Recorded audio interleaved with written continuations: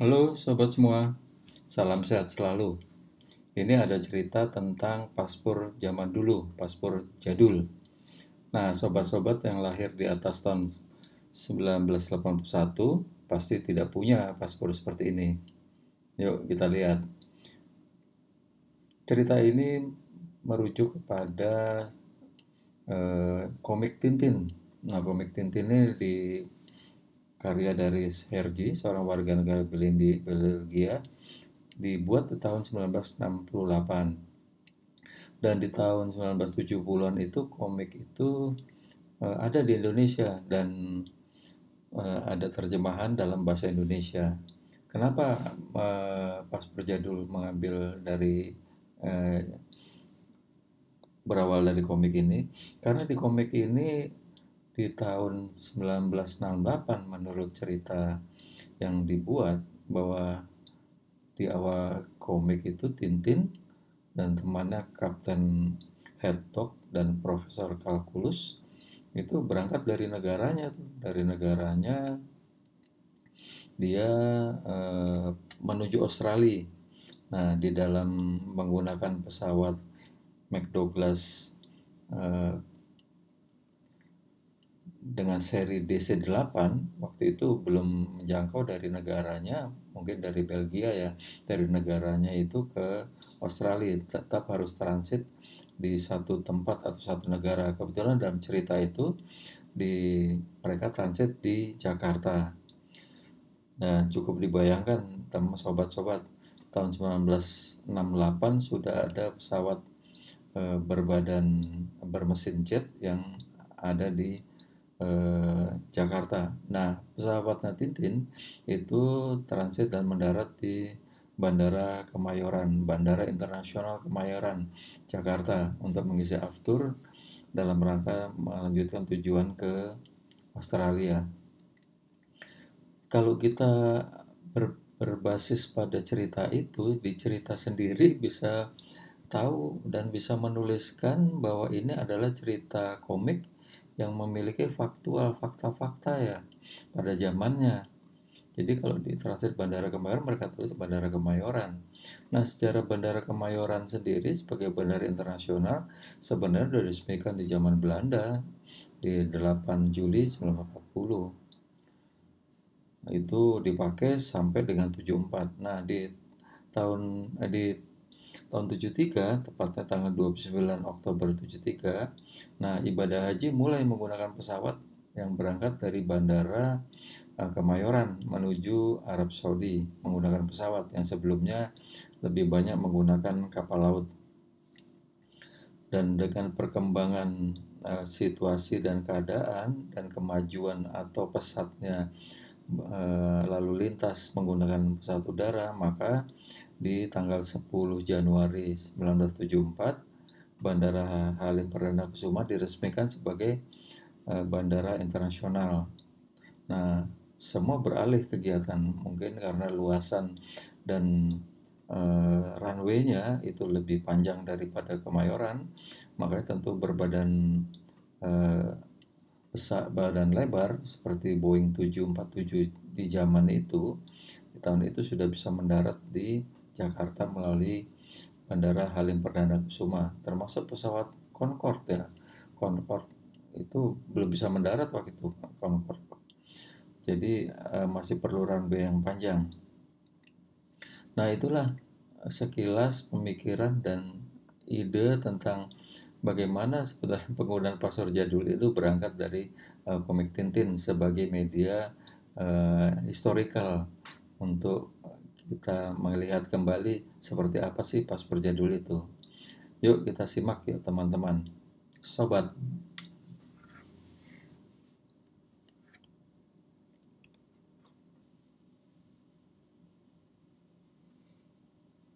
bagian pertama, halaman peringatan. Pada halaman 1 buku password ini ada sebuah peringatan yang terdiri dari 3 paragraf. Paragraf pertama untuk penggantian, paragraf kedua untuk menjaga paspor, paragraf ketiga kewajiban melapor kehilangan. Yuk kita bacakan.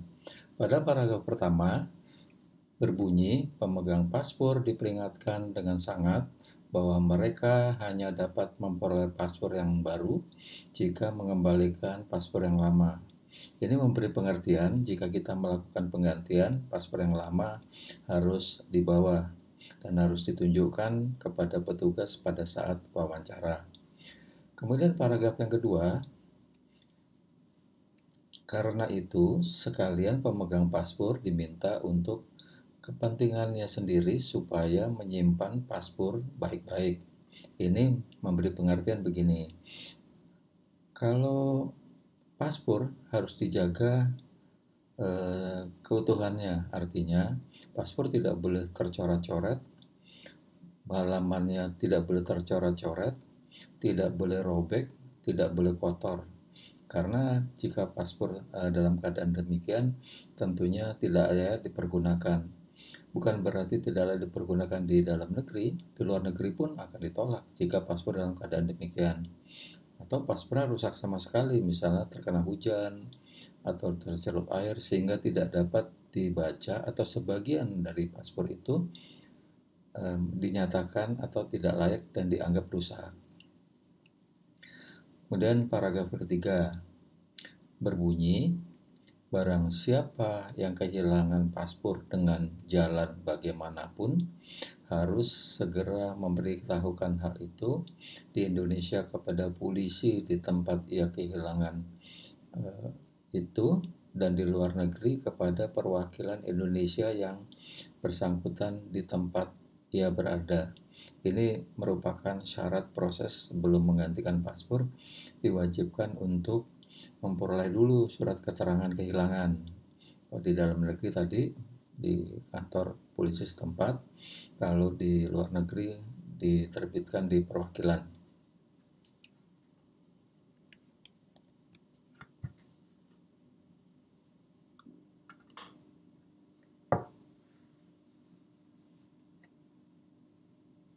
Halaman himbauan dan cover paspor. Nah, pada halaman ini ada dua yang kita lihat, yaitu halaman 2 dan halaman 3. Nah, di halaman 2 itu masih ada kata-kata peringatan, tapi ini sebetulnya lebih pada pendekatan pada himbauan.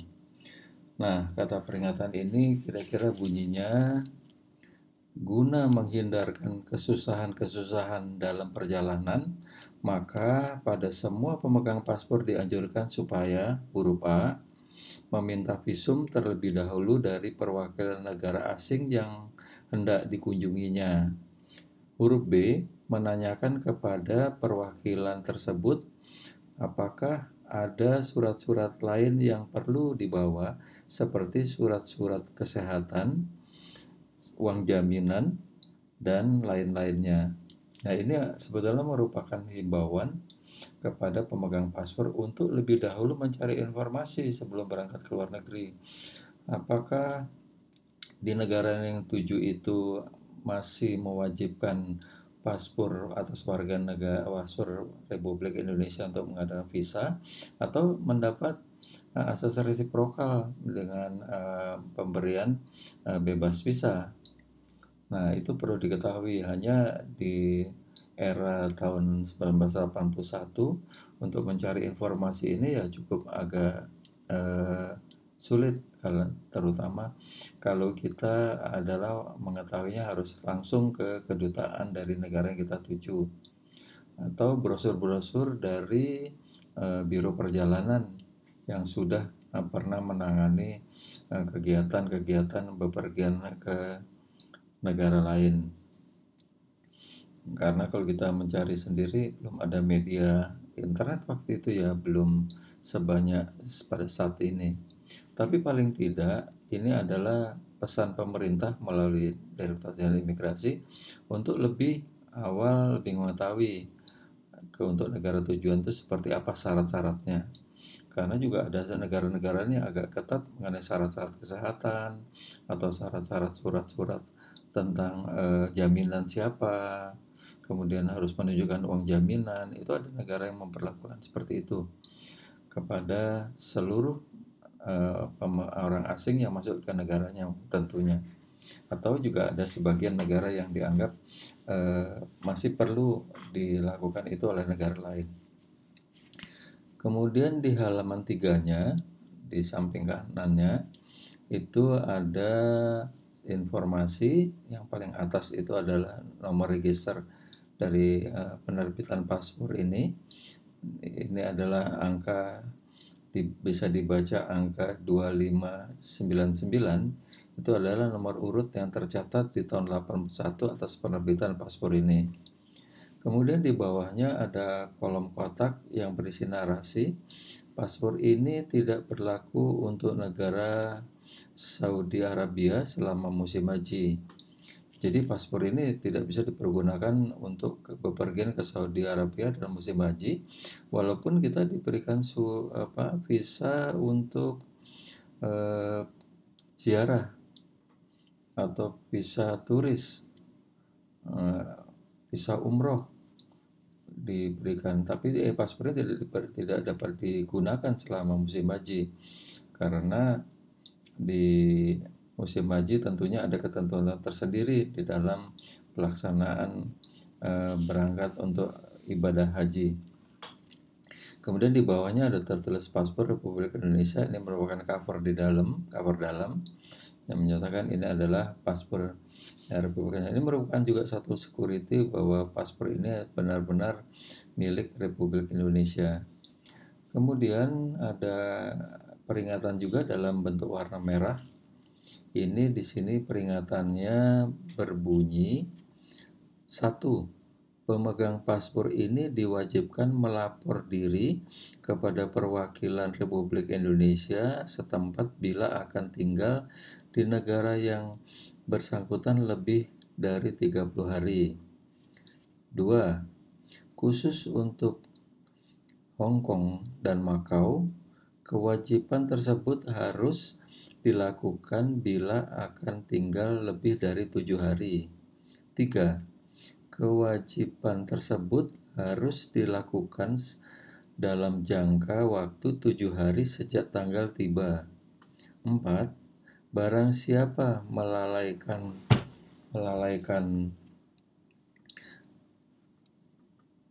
kewajiban tersebut di atas akan dikenakan sanksi dan paspor dicabut.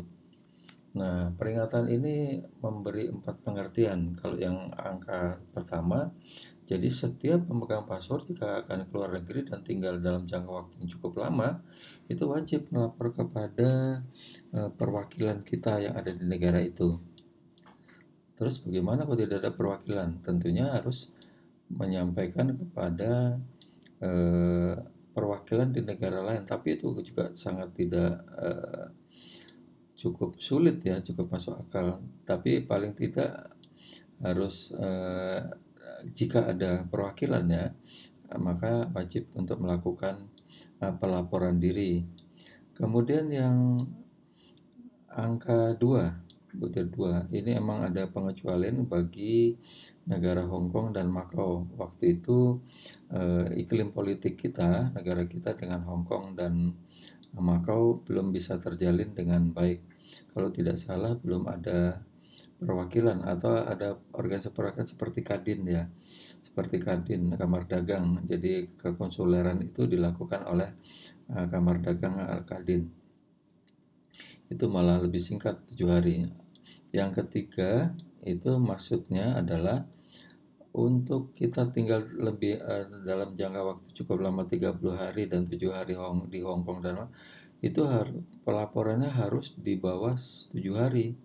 Jadi sebelum 1 minggu wajib kita melaporkan kepada perwakilan kita yang ada di negara setempat.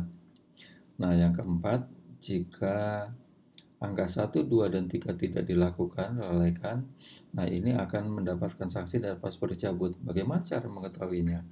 Ya pada saat Anda tiba nanti akan dilihat itu. Akan dilihat historical perjalanan Anda, pemegang paspor ini apakah melalaikan ketentuan-ketentuan itu. Jadi artinya paspor itu akan dicabut pada saat tiba dari luar negeri.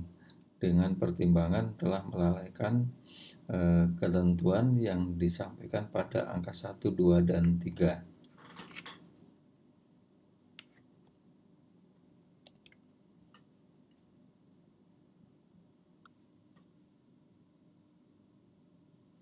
Bagian ketiga, halaman status pemegang paspor.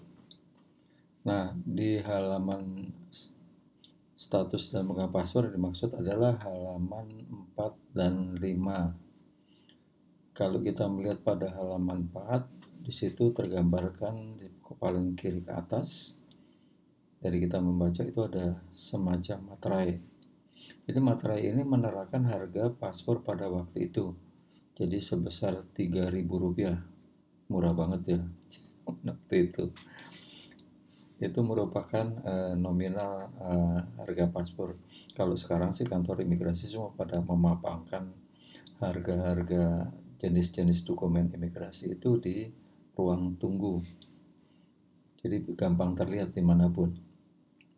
Kemudian di paling bawah terdapat narasi paspor ini isinya 48 muka bernomor. Agak lucu ya. Bahasa zaman dulu, tahun 81 ya. Agak seperti puisi, seperti berpantun. Ini maksudnya buku paspor ini berisi 48 halaman. Kemudian kita ke halaman 5. Nah, halaman 5 ini ada 4 kolom mengenai status dari pemegang paspor ini. Kolom paling teratas itu tertulis nama pemegang. Nah, nama pemegang ini adalah nama yang sesuai dengan persyaratan yang terlampirkan.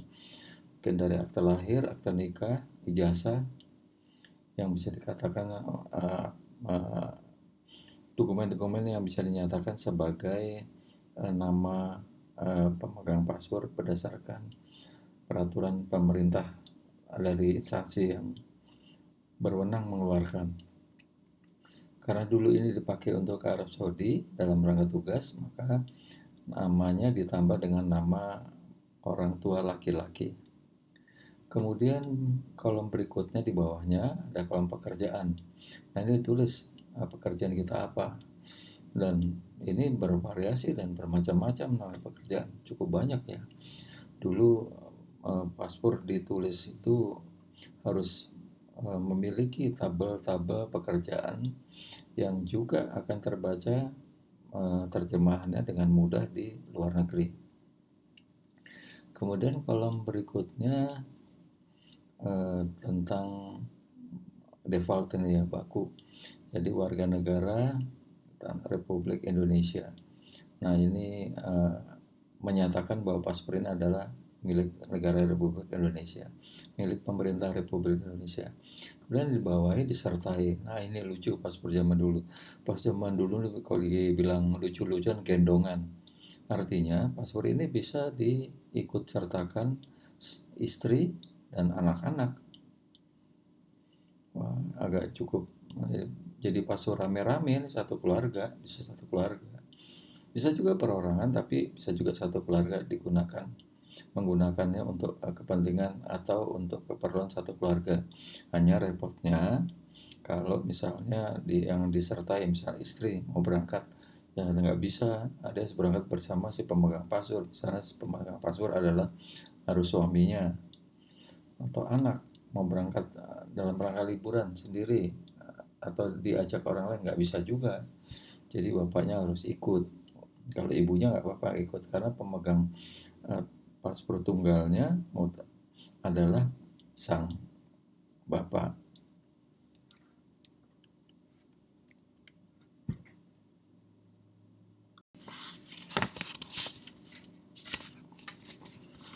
Bagian 4, halaman identitas pemegang paspor.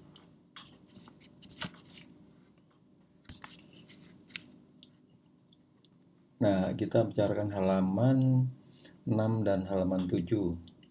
Ini adalah informasi identitas dari pemegang paspor. Ini cukup lucu juga zaman dulu. Nah, ada 6 kolom identitas yang harus diisi dan harus tertulis di bagian paspor. Dari tanda-tanda pemegang pada kolom teratas, pertama tentang tempat dan tanggal lahir. Ini diisi dengan tempat lahir, tanggal lahir, dan kemudian ada narasi tentang tahun kelahiran. Tapi dua dikit di belakang tahun kelahirannya disebutkan dua dikit di belakang. Kemudian kolom berikutnya tempat kediaman. Nah, ini dituliskan tentang ibu kota provinsi, kabupaten atau kota madya. Jadi tidak lengkap camat atau apa, tapi harus ibu kota provinsi atau kota madya atau kabupaten. Kemudian kolom berikutnya bentuk muka. Nah, ini lucu. Kalau secara keilmuan anatomi tubuh, bentuk muka tuh ada 6 bentuk muka. Pertama itu bentuk muka kotak, berbentuk kayak kotak, itu bisa dibilang square. Kemudian berbentuk seperti intan, yaitu yang kedua diamond. Yang ketiga itu berbentuk oblong, itu agak lebar ya, biasanya rectangular, itu biasanya disebut itu. Kemudian berbentuk hati, itu agak lancip. Kalau kita lihat artis Korea tuh ya, agak berbentuk hati. Kemudian yang kelima berbentuk bundar. Bundar tuh yang bulat ya, gemuk.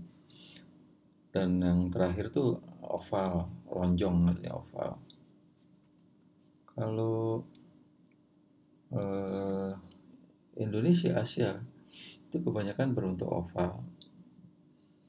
Tapi ada juga yang berbentuk hati dan diamond. Kalau bentuk kotak biasanya di negara Eropa ya. Nah, ini lucu. Jadi muka kita harus ditentukan bentuknya, bentuk dari muka. Kemudian di kolom berikutnya tentang mata. Nah, warna mata juga ditulis warnanya. Kalau Indonesia biasanya warga negaranya lebih banyak pada coklat tua. Tapi ya, kalau yang perkawinan campuran juga ada yang abu-abu atau kebiru-biruan juga ditulis juga. Artinya paspor ini diperuntukkan orang Indonesia atau orang asing yang sudah menjadi warga negara Indonesia harus tulis juga matanya berwarna apa. Kalau sekarang kontakless macam-macam ya, tapi bukan kontakless yang ditulis tapi bentuk matanya. Kemudian kolom berikutnya tentang rambut. Nah, rambut warna hitam. Kalau beruban tulis beruban. Kalau emang agak kepirang-pirangan terus pirangan. Ini mereka tadi yang kawin hasil anak kawin campur atau kelahiran di luar negeri. Warga negara Indonesia kelahiran di luar negeri akibat pengaruh iklim atau pengaruh situasi bisa menjadi agak kecoklat-coklatan. Kemudian kolom di bawah yang terakhir tanda-tanda istimewa. Nah, tanda-tanda istimewa ini seputaran di wajah. Kalau di wajah kita ada codet, itu disebutkan codetnya di sebelah mana, disebutkan. Kemudian ada tanda-tanda misalnya ada tai lalat besar tembong, orang Jawa bilang tembong, yang besar itu juga harus tuliskan. Dan mohon maaf juga kalau misalnya bibirnya sumbing juga harus tuliskan. Mungkin kalau giginya mancung nggak ditulis ya. Artinya tanda-tanda yang permanen ya, tanda-tanda permanen di muka yang tampak di wajah. Kemudian di halaman 7-nya, ini merupakan sebetulnya lebih pada pendekatan security picture, artinya pengamanan paspor. Kalau diurut dari atas itu ada tanda-tanda pemegang, pasti itu tanda-tanda pemegang. Kemudian ada foto. Foto ini ada nomoriknya paspor yang dicetak dengan mesin cetak tangan. Kemudian ada mata itik, ada cap basah, dan juga ada tanda tangan pemegang yang menyamping. Kalau ini fotonya dibuka sangat gampang, tapi tetap menimbulkan kerusakan. Karena satu, ketebalan dari lembaran paspor sangat tipis. Dia semacam karena ini cetak dari sekelas kertas mata uang, jadi apabila tersayat atau terbuka, misal mata itu terbuka dengan paksa, dia akan menimbulkan tanda sobek, dan itu sangat terlihat sekali, terutama di bagian belakangnya itu akan tanda sobek. Dan di foto itu ada cap kering, cap timbul. Nah, itu yang biasa diterakan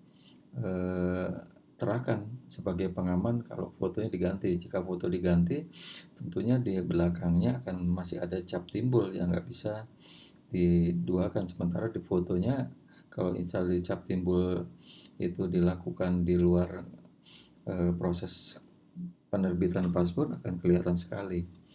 Kalau cap basah mutlak ini biasanya. Dan lucunya, semua tinta yang digunakan adalah tinta Cina. Tinta Cina ini kalau di paspor misalnya terkena basah, dia tidak akan luntur, dia tidak akan blur, tidak akan memuai atau melebar ya. Jadi akan tetap seperti itu. Yang jadi kesulitan pada waktu misalnya terjadi kesalahan penulisan. Nah, ini agak cukup repot. Biasanya ada aturan dicoret. Tapi kalau ada aturan dicoret kemudian dikasih penjelasan bahwa pencoretan ini karena disebabkan menjelaskan informasi yang salah, itu juga akan membuat pemegangnya menjadi tanda tanya di negara tujuan. Biasanya akan ditanya-tanya, ini kenapa nih? Walaupun udah jelas bahwa di situ misalnya tempat lahir salah tulis, kemudian dicoret diganti dengan yang benar, tetap aja akan menjadi pertanyaan dari negara-negara tempat kita tujuan. Negara-negara tempat tujuan juga akan memeriksa secara seksama apakah ini dilakukan oleh petugas imigrasi atau dilakukan oleh pemegang paspor, untuk menghindari dari misalnya aturan-aturan pencegahan atau penangkalan dari suatu negara terhadap kita. Nah, ini jadi kalau misalnya ini rusak, agak sulit juga. Kalau dihapus juga harus melalui mungkin dikerik ya, dikerik pelan-pelan, tapi kerik juga bisa mengakibatkan kertasnya sobek. Karena di dahulu ada aturan kalau jika petugas salah menuliskan atau sama proses, dia wajib mengganti buku paspornya dengan biaya yang dibebankan kepada si petugas. Itu ada aturannya. Jadi makanya petugas yang menulis ini agak hati-hati sekali, agak pelan-pelan. Makanya di zaman tahun itu, tahun 81 ke bawah, kalau namanya paspor itu tulisannya beragam-ragam bentuknya. Di Jakarta dengan daerah lain pasti berubah. Atau di kantor-kantor imigrasi, antara kantor imigrasi di Jakarta atau kota besar, jika di kota besar ada 2 kantor, pasti akan berbeda antara 2 kantor itu.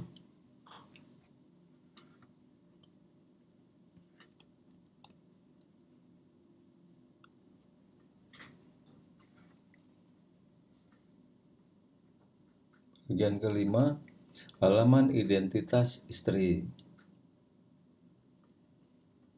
Nah, halaman identitas istri ini ada pada halaman 8 dan halaman 9. Ini formatnya sama seperti format pemegang paspor, jadi tidak ada yang beda.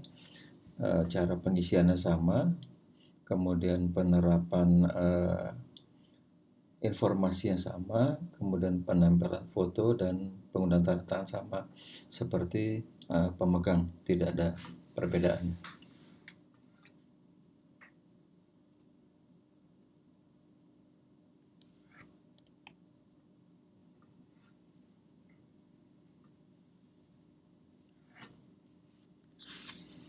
Halaman identitas anak dan otoritas.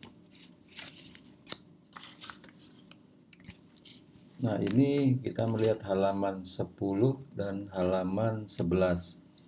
Kalau kita memulai dari halaman 10, di situ ada panduan narasi atau sebagai kolom, itu tentang pencatatan identitas anak-anak di situ tulisnya. Kemudian yang dituliskan di situ adalah tentang nama, tempat dan tanggal lahir, kelamin, tanda-tanda istimewa. Nah, ini paspor ini diperuntukkan hanya untuk 2 anak saja, karena selain dituliskan identitas, tentunya juga diterahkan foto dari para anak-anak yang ikut. Kelihatannya ini cukup untuk 2 anak. Bagaimana kalau anaknya 4? Tentunya tidak mungkin foto anak digunting atau direkatkan dengan bentuk yang kecil-kecil, karena tidak akan terlihat raut wajahnya sebenarnya. Oleh karena itu biasanya dilakukan kalau misalnya anaknya 4, di sini akan dituliskan data-data identitas, kemudian di halaman 16 dan seterusnya itu bisa dilekatkan foto-foto dari para anak-anak yang ikut di dalam paspor ini. Lihat pada halaman 11, pada 4 kolom. Nah, kolom teratas di situ berbunyi, paspor ini berlaku untuk negeri-negeri. Artinya, ada di waktu itu, tahun 1980-an ke bawah, kita masih belum adanya hubungan diplomatik dengan beberapa negara. Nah, tentunya di sini juga akan dibunyikan jika yang bersangkutan atau akan bepergian ke negara-negara tertentu yang menurut ketentuan dari pemerintah bahwa untuk ke sana memerlukan izin atau tidak diperbolehkan. Contohnya seperti itu ada tentang Israel. Paspor tidak diberlakukan untuk bepergian ke negara Israel karena tentunya ada ketentuan-ketentuan yang berkaitan dengan masalah politik negara. Kemudian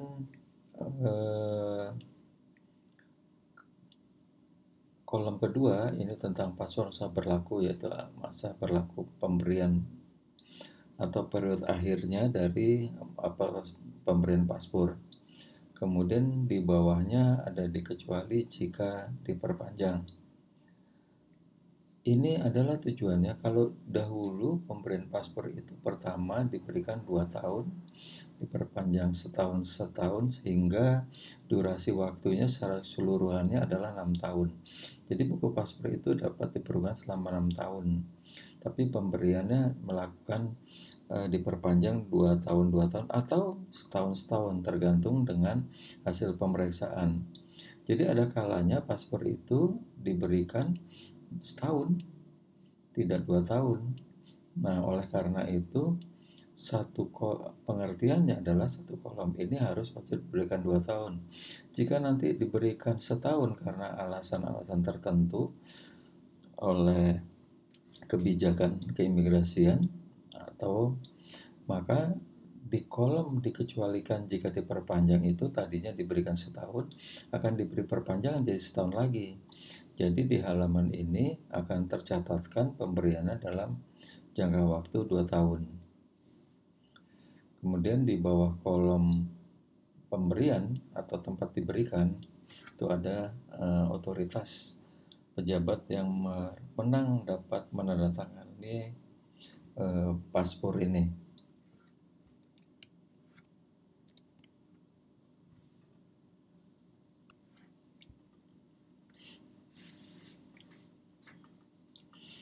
Halaman perpanjangan masa berlaku. Nah, halaman perpanjangan ini terdiri dari halaman 12 sampai dengan halaman 15. Jadi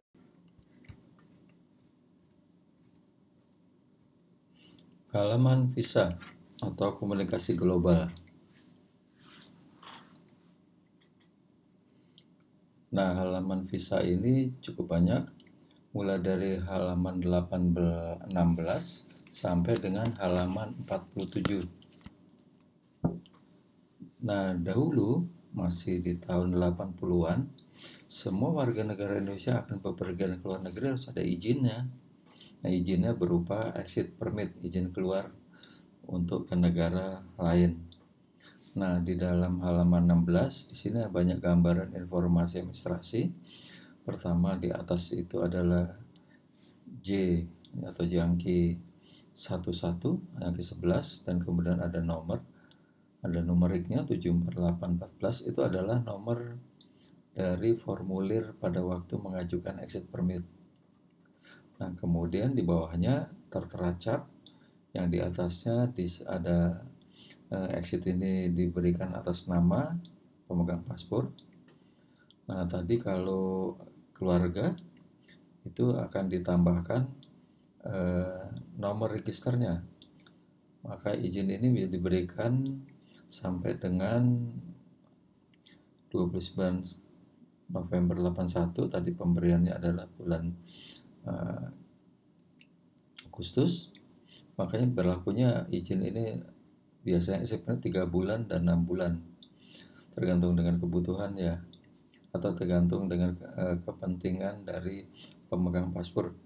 Tapi ini dipakai untuk sekali jalan, untuk sekali keluar dari wilayah Indonesia keluar ke negara asing.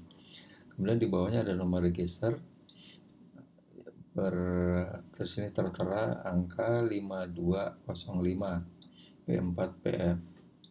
Nah, register ini kalau tadi paspor keluarga ada istri dan 2 orang anak, berarti register urutan akan ditambahkan 4 nomor register, misalnya 5205, 5206, 5207, 5208. Nah, nama anak-anaknya atau nama-nama yang pengikut itu akan dicatatkan di bawah dari cap merah ini. Biasa dicantumkan di sejajar di pada angka tertulis itu angka 869948. Itu dicatatkan di situ nama-namanya bagi pengikut. Nah, tadi kan paspor keluarga nih.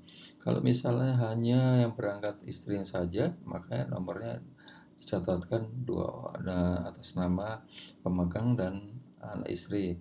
Anak-anak tidak dicatatkan. Nah, angka 698694948 itu merupakan angka dari pemberkasan, jadi nomor berkas ini. Kemudian di halaman 17, di sini tertera ada cap. Yang kemudian kebetulan paspornya dipergunakan untuk Arab Saudi, maka di sini ada tertera cap. Ini merupakan cap visa dari kedutaan Arab Saudi yang berada di Jakarta. Nah, dalam cap berbentuk kotak itu di atasnya ada cap bulat. Itu merupakan cap tiba di negara Arab Saudi. Dan di bawah cap exit permit ada cap segi 6 lonjong. Nah, itu keberangkatan dari Arab Saudi. Dulu cap visa itu memiliki varian warna. Jadi warnanya kadang-kadang ini kalau tidak salah warna hitam dan merah. Ada juga negara lain dengan warna biru, kekuning-kuningan dan merah. Ada juga yang warna hijau dan artinya cap visa zaman dulu itu identik dengan 2 warna cap warnanya. Itu ketentuan atau kebiasaan internasional yang dilakukan oleh negara-negara setara sama dengan kita melakukan dengan 2 warna, biru dan merah. Kemudian uniknya juga negara-negara lain pada waktu itu nilai harga visa itu diterapkan dalam bentuk materai, sama seperti paspor dalam bentuk materai. Maka visa itu nilainya ditentukan dalam bentuk materai. Jadi harga dari visa diterakan dari dulu. Jadi waktu itu, zaman itu. Dan ini memberi kejelasan berapa harga atau berapa nilai harus yang dibebankan kepada pemegang paspor itu tercatat atau terpampang di materai tersebut. Ini adalah halaman visa ini yang tadi sampaikan ada komunikasi global. Artinya halaman visa ini dipakai bisa oleh semua negara. Artinya paspor dikeluarkan oleh negara Indonesia, tapi bisa juga dipergunakan oleh negara-negara lain, terutama cap visa dan cap kedatangan dan keberangkatan. Atau catatan-catatan lain juga bisa dibunyikan di sini, tapi hanya dilakukan oleh petugas imigrasi di seluruh negara atau seluruh dunia. Di luar negara itu pasti memiliki kesamaan aturan di imigrasi bahwa yang berhak untuk melakukan pencatatan itu hanya petugas imigrasi saja. Di negara lain pun juga sama, petugas imigrasi lah yang melakukan catatan.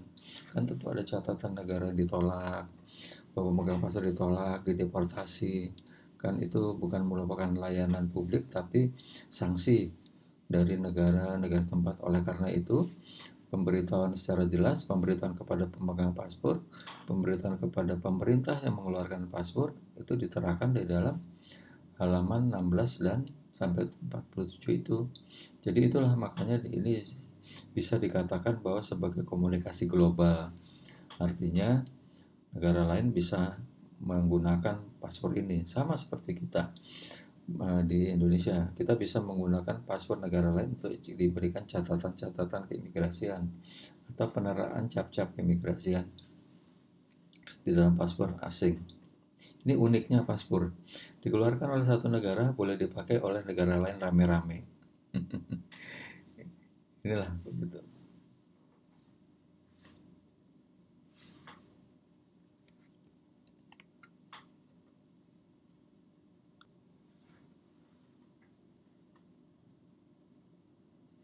Halaman terakhir, halaman domisili dan catatan teknis. Nah, di halaman akhir ini halaman 48, di sini ada 3 informasi. Ini sebetulnya internal, tapi karena paspor sudah lewat perlu diketahui juga. Ini yang maksudnya apa? Di angka atas tadi angka 869948 itu merupakan pengarsipan. Jadi di sini ada 3 substansi. Pertama adalah sistem pengarsipan dari pemberkasan paspor ini, kemudian alamat domisili pengesahan, dan yang ketiga adalah sistem manajemen atau sistem informasi teknologi keimigrasian. Kita bahas dari atas. Angka 948 yang tertera itu adalah merupakan nomor file, artinya nomor pemberkasan. Jadi berkas ini diberikan nomor untuk memudahkan penyimpanan di dalam pengarsipan. Nah, kemudian ada kotak yang tertera di sini, huruf A, angka 220 dan BRT. Nah, ini adalah merupakan angka sondek, artinya pada hari itu bulan Agustus 1992 atas nama dengan nama yang sama itu ada, atau dengan huruf awal yang sama, huruf A, itu ada 220 orang. Jadi pemegang paspor ini tercatat dalam urut pembukuan dari tahun itu, tahun 81, dengan inisial huruf A itu dalam urut 220. Dan kemungkinan dalam 1 tahun itu bisa lebih atau 1000 dengan inisial huruf A. Ini menjadi baku. Jadi begitu ini dicari berkasnya, itu akan tersimpan di dalam nomor file dengan parameter huruf A220.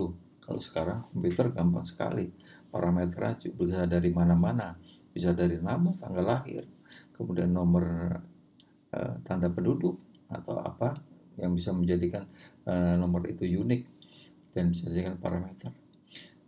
Kemudian substansi kedua adalah alamat, pengesahan alamat. Jadi alamat sini catatkan salah lengkap sesuai dengan lampiran persyaratan dari atau lampiran dari kartu tanda penduduk atau surat keterangan domisili bagi anak-anak yang di bawah usia dewasa, di bawah 16 tahun dan belum memiliki kartu tanda penduduk. Nah, ini disahkan bahwa dibenarkan oleh pejabat berwenang bahwa benar alamatnya adalah alamat di tempat itu sesuai dengan persyaratan yang dilampirkan. Kemudian ditandatangani oleh pejabat berwenang dan diberikan cap basah sebagai pengesahan. Kemudian di bawah cap basah ada tertulis kotak, tertulis REK, REK. Ini maksudnya adalah bahwa di tahun 1979 Direktorat Jenderal Imigrasi sudah memulai dengan sistem informasi, yaitu sistem informasi dengan menggunakan beberapa digit pencatatan dalam kolom komputerisasi. Nah, karena waktu itu masih cukup langka perangkat PC atau CPU yang dimiliki oleh pemerintah, maka lembaran di permohonan paspor itu sudah ada kolom-kolom untuk pencatatan sistem manajemen informasi komputerisasi. Nah, itu berkasnya akan dikirimkan kepada pooling data. Nah, pooling data itu ditempatkan di kantor wilayah tertentu. Jadi belum semua kantor wilayah memiliki perangkat pooling data. Nah, di kantor wilayah itulah direkam catatan-catatan tadi, direkam, dimasukkan dalam sistem yang sederhana, tentunya sangat sederhana. Sistem yang sangat sederhana sebagai data-data elektronik. Begitulah sobat-sobat sekalian mengenai paspor jadul. Jadi banyak yang sangat berbeda dengan paspor sekarang, lebih simpel dan lebih tertata dan lebih elektronik. Jadi banyak fitur-fiturnya yang menjadi pengamannya. Kalau dahulu sangat sederhana sekali.